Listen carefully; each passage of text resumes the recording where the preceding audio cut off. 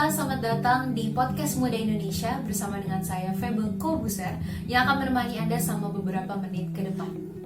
Kali ini kita akan membahas mengenai Atma Pancasila dalam Sanubari Pemuda.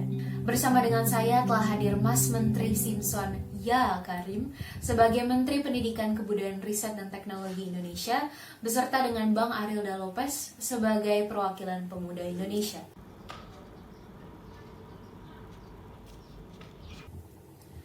Terima kasih Mas Menteri dan juga Bang Aril yang sudah menyempatkan waktu untuk hadir bersama dengan kami di sini. Semoga dalam keadaan sehat ya Mas Menteri dan juga Bang Aril. Jadi bagaimana pendapat Mas Menteri mengenai topik yang akan kita bahas kali ini? Baik, terima kasih Mbak Febe atas kesempatan yang diberikan. Menurut saya, sebelum kita membahas Atma Pancasila dalam Sanubari Pemuda di Indonesia, kita perlu terlebih dahulu mengerti arti Pancasila sebagai pedoman hidup masyarakat. Seperti yang kita ketahui Mbak, bahwa Pancasila berlaku sebagai pedoman, pegangan, petunjuk hidup masyarakat Indonesia. Untuk menjalani hidup sehari-hari demi tercapainya tujuan negara Indonesia. Tentu hal ini harus dipahami Mbak dan dijalani oleh seluruh masyarakat Indonesia. Sebagai satu kesatuan, supaya kita dapat berperilaku dan berkaca pada nilai-nilai yang terkandung dalam Pancasila. Baik, terima kasih Mas Menteri atas pendapatnya. Kita akan kembali setelah yang satu ini.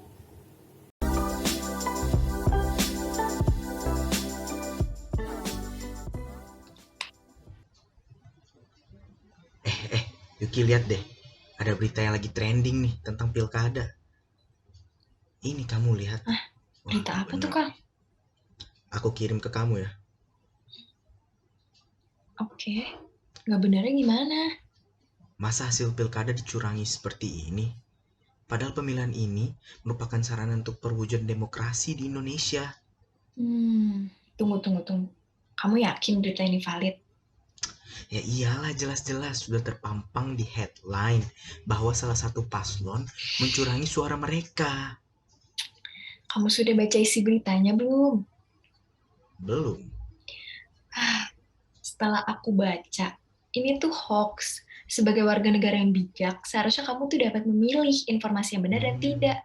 Agar kita mengetahui berita ini hoax atau tidak, lebih baik kamu periksa dulu kebenarannya dan baca isi beritanya. Jadi ini tuh hoax? Iya, ini tuh hoax. Selanjutnya kamu harus bijak ya dalam memilih informasi agar tidak terpengaruh oleh berita-berita hoax yang serupa seperti ini. Oke, terima kasih Yuki atas informasinya. Lain kali aku akan lebih berhati-hati dalam memilih informasi. Ya sudah ya, aku pergi dulu. Dadah. Berita tentang pemilihan umum ini menjadi contoh bagaimana hoax cukup berhasil mengirimkan gelombang kebencian yang mengancam keutuhan bangsa. Kita sebagai generasi muda harus dapat memaknai Pancasila sebagai pedoman hidup berbangsa dan bernegara dengan cara menjaga sikap kita agar tidak menyimpang dari nilai-nilai luhur Pancasila.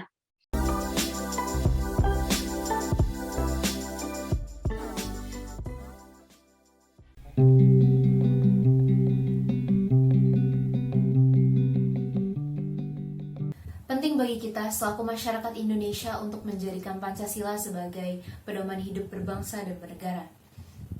Sekarang kita akan beralih ke Bang Aril. Bagaimana pendapat Bang Aril mengenai hal ini? Baik, terima kasih Mbak Febe. Ya, saya kira saya sangat setuju dengan pendapat Mas Menteri barusan. Karena kehidupan bermasyarakat Indonesia tidak akan jauh-jauh dan harus berdampingan dengan nilai-nilai yang terkandung dalam Pancasila. Saya juga ingin menambahkan bahwa Pancasila juga dapat dijadikan sebagai pengendali sosial dalam bermasyarakat. Agar nilai-nilai yang terkandung di dalam Pancasila tidak sekedar menjadi pengetahuan saja. Maka dari itu, masyarakat harus bisa menerapkan nilai-nilai tersebut ke dalam kehidupan bermasyarakat. Iya, betul sekali apa yang dikatakan oleh Mas Aril, bahwa Pancasila di sini berfungsi sebagai pengingat masyarakat untuk berperilaku sebagai warga negara Indonesia yang menjalankan setiap nilai-nilai yang tertera di dalam Pancasila, kapanpun dan dimanapun mereka berada. Pancasila tidak akan berfungsi sebagaimana mestinya jika nilai-nilai yang di dalamnya hanya menjadi pedoman dan tidak dilaksanakan oleh setiap warga negara Indonesia dalam kehidupan sehari-hari. Baik, terima kasih Mas Menteri dan Bang Ariel, saya rasa cukup.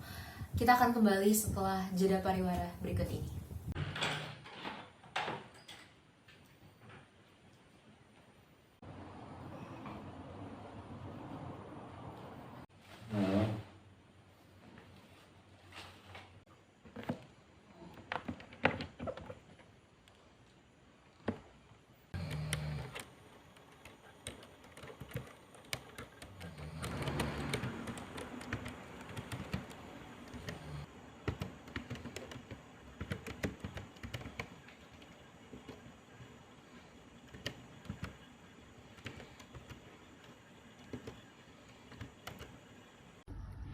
Apa arti sebenarnya dari kebebasan?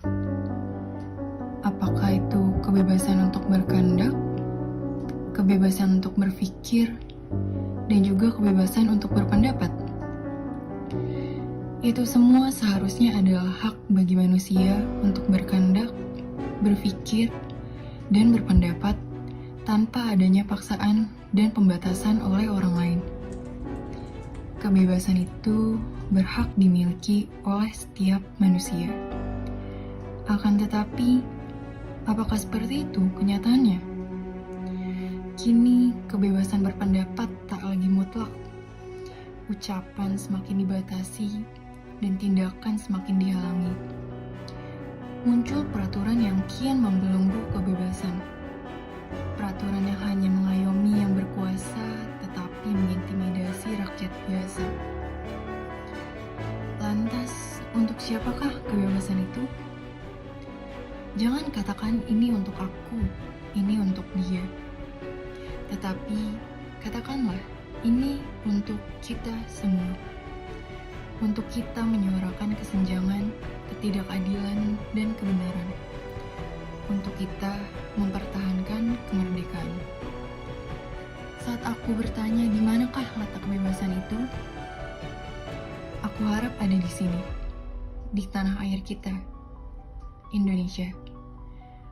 Aku harap kita semua dapat saling memberi dan menerima kebebasan berpendapat yang bertanggung jawab demi terciptanya negeri yang damai, adil, dan beradab.